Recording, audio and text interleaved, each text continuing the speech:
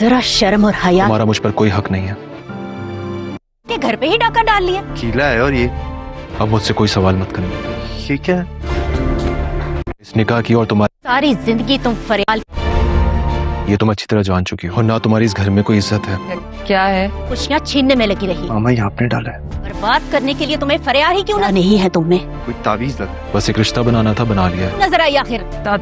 तावी अगले एपिसोड में आप देखने वाले हैं कि फरियाल की मां को जब इस बारे में इल्म होगा कि कैसे जीनिया फरियाल की सौतन बनकर आ गई है तो वो गुस्से में घर पर आएगी और जीनिया के मुंह पर एक तमाचा दे मारेगी और उसके साथ साथ ही जीनिया की अच्छी खासी इंसल्ट करने वाली है। लेकिन यहाँ पर शहराम देखता ही रहेगा, वो जीनिया के हक में कोई लफ्ज़ नहीं बोलेगा।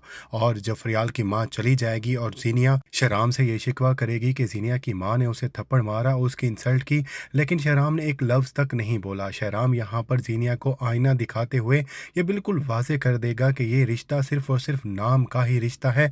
इस रिश्ते में आने के बावजूद ना ही उसकी इज्जत में इजाफा हुआ है, ना ही वो मकाम जीनिया को मिलने वाला है जो पहले कभी हासिल था। जीनिया ने ब्लैकमेल करके शहराम से शादी तो कर ली, लेकिन शहराम से शादी करने का उसे कोई भी फ़ायदा नहीं होने वाला।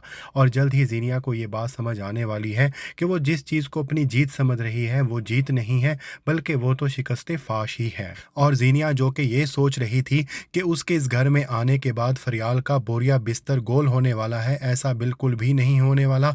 और जीनिया यहाँ से बेइज्जत होने के बाद खुद ही ये घर छोड़कर जाने वाली है। दूसरी तरफ आप ये भी देखने वाले हैं कि शानजे से जो गलती हुई है उसे उसका खमाजा भी भुगतना पड़ सकता है, क्योंकि फ़िरोज़ की माँ जब उससे मिलने के लिए आएगी तो वहाँ पर तावीज़ करना शुरू कर देगी, लेकिन वो रंगे हाथों पकड़ी जाएगी। वो फ़िरोज़ के सामने पूरी एक्टिंग करने की कोशिश करेगी कि वो नहीं जानती ये क्या चीज़ है, लेकिन फ़िरोज़ समझ जाएगा कि उसकी माँ तावीज़ कर रही है और वो इस हद तक गिर जाएगी उसके बेटे ने सोचा भी नहीं था।